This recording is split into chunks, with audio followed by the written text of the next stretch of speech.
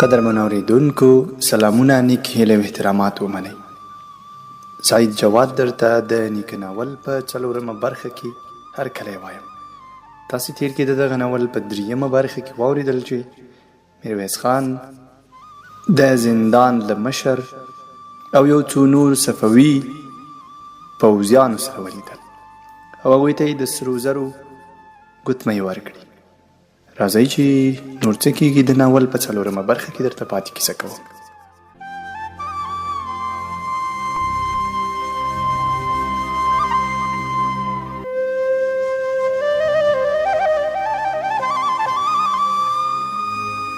میرویس خان کلات ته لاړ. خپله قومیان یې راټول کړل چې صفوي حکومت ته یې سمه مالیه نه ورکوله. میرویس خان له هغوی څخه هیله وکړه چې پاتې مالیه په خپله تر کندهاره راورسوي. یوه هم څه ونه ویل. خلکو د خپل مشر په هوښیارۍ باور درلود. میاشت وروسته په خوراکي موادو بار کوچنی کاروان جنګي کلا ته ننوت. په زرګونو پوځیانو کې اوازه ګډه شوه چې د میرویس خان په نوم د هوتکو مشر څو یاغي کلي د مالیې ورکړې ته مجبور کړي دي. په 2مه ورځ میرویس خان یو لیک ترلاسه کړ. د مالیې مسؤل ترې مننه کړې وه. لیکلي و چې د ګرګین په وړاندې له لاسه وتلی اعتبار بیرته خپل کړ. میرویس خان به کله کله جنګي کلا ته ورته. د پوځ قومندانانو ګرګین ته نږدې کسانو ته به یې سوغاتونه وروړل. هغه په لنډ وخت کې اعتبار پیدا کړ.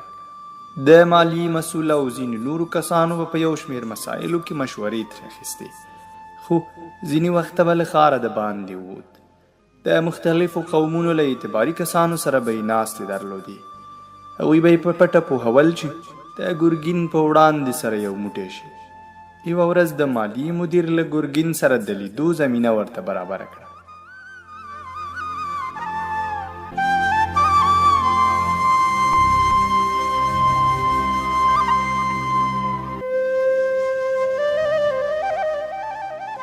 میرویس خان شاوخوا وکتل.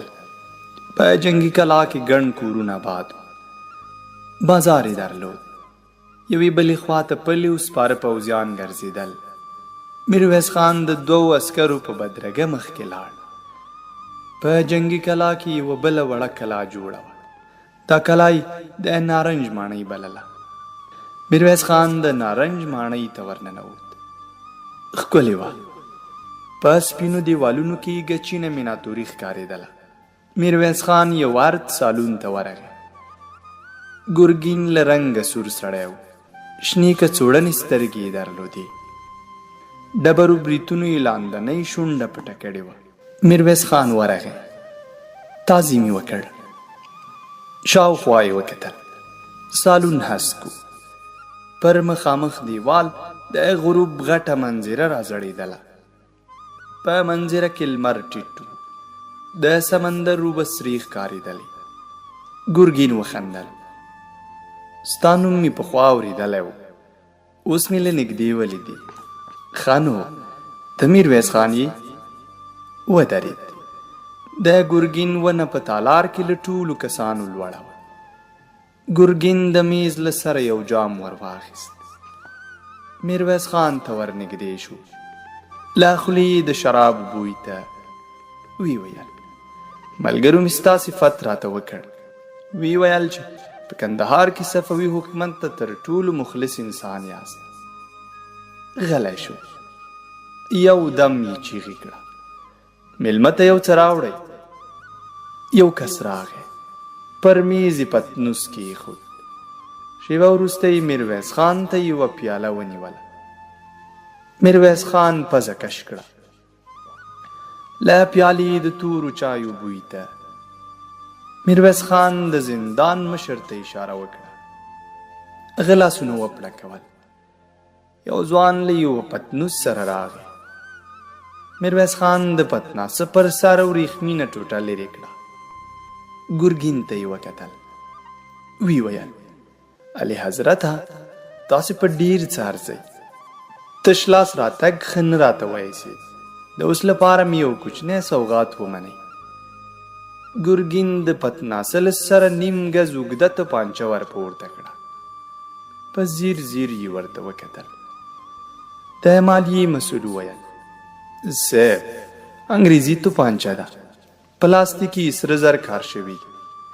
د مالیې مسؤل په بیړه کړکۍ ته ودرېد. د پردې څنډه یې پورته کړه. په خوند یې وویل صاحب میرویس خان مخلص انسان دی. علي جناب ته یو بل څه هم راوړي دي. ګرګین کړکۍ ته ورنږدې شو. لاندې تک سپین ښکلی اس ولاړ و. د مالیې مسؤل وویل ترکمني اس دی، له بدنه اوړ ښکاري خو په منډه کې جوړه نه لري.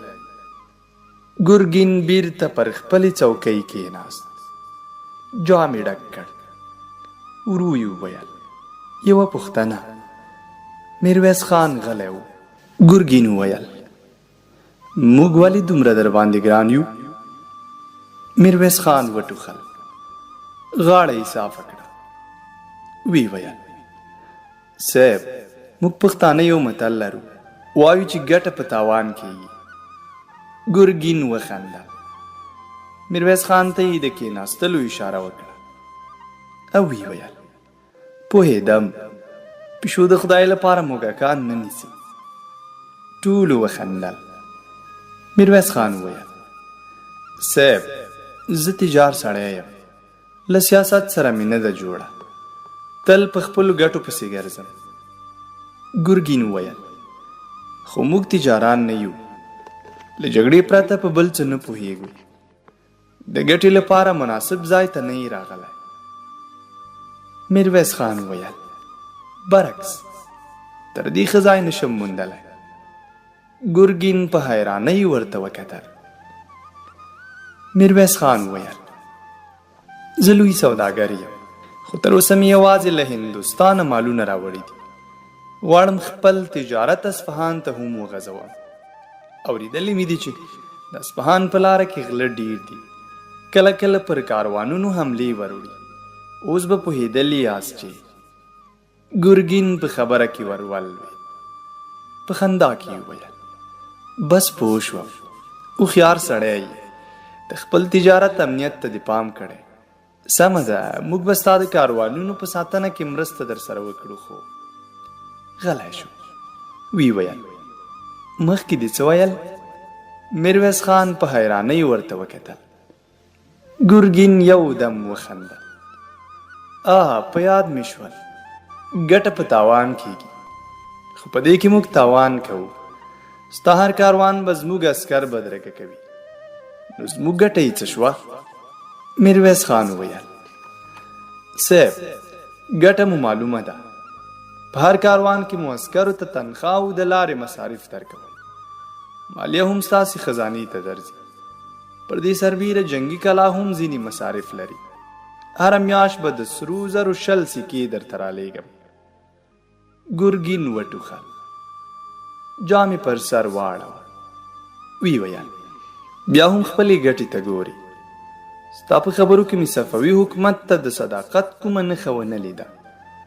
د مالیې مسؤل وویل صاحب میرویس خان په کلات کې د څو یاغي کلیو مالیه راټوله کړه.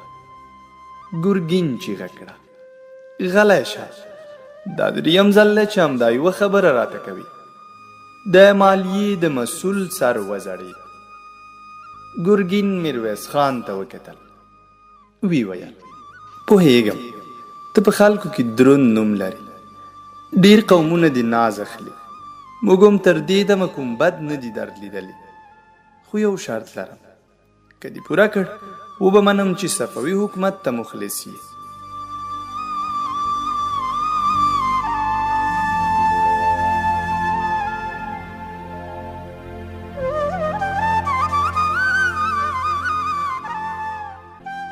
باد تیز و، شڼارې خود، سرې شګې بادېدلې، آس ړنګ شو.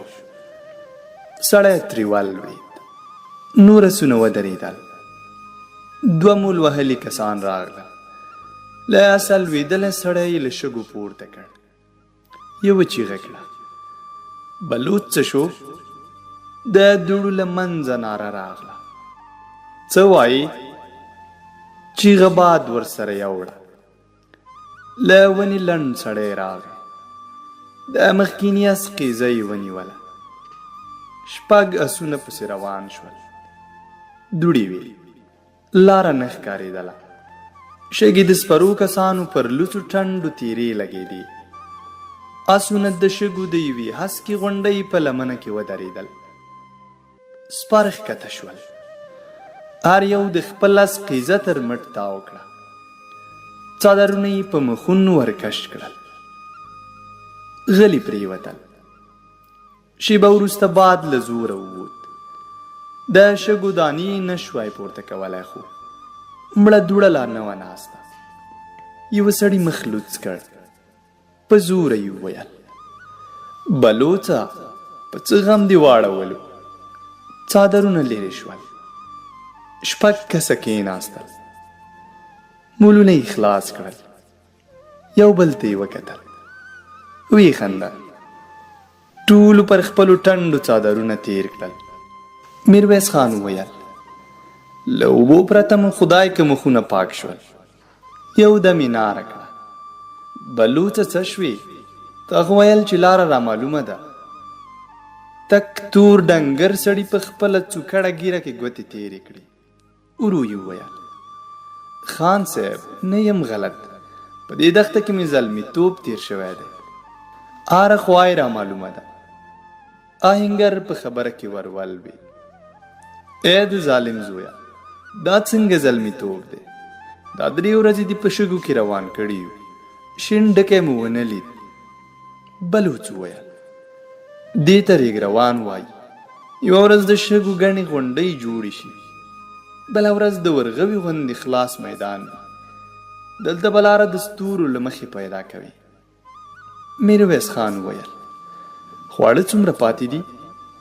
آهنګر ولاړ شو. د اس پر زین پرته بوجۍ په خپلو ګوتو کې ټینګه کړه.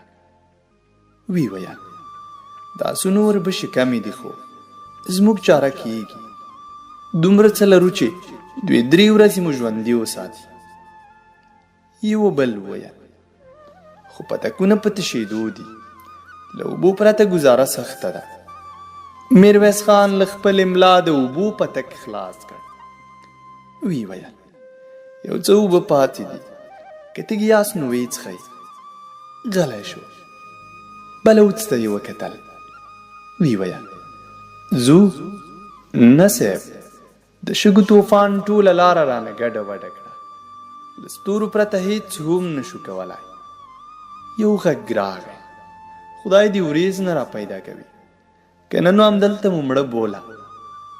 ټولو وخندل. شیبه وروسته ټولو تیمم وواهه. قبله نه معلومېده. اټکلي ودرېدل. وخت ووت. د ماښام له لمانځه سره ستوري وځلېدل. ډله روانه شوه. ټوله شپه یې مزل وکړ. د سهار په خړه کې یې اذان واورېد. ورغلل. په سپېره دښته کې 8 خړې ګنبدې ښکارېدلې. لږ ورهاخوا تورې رمې پنډې وې.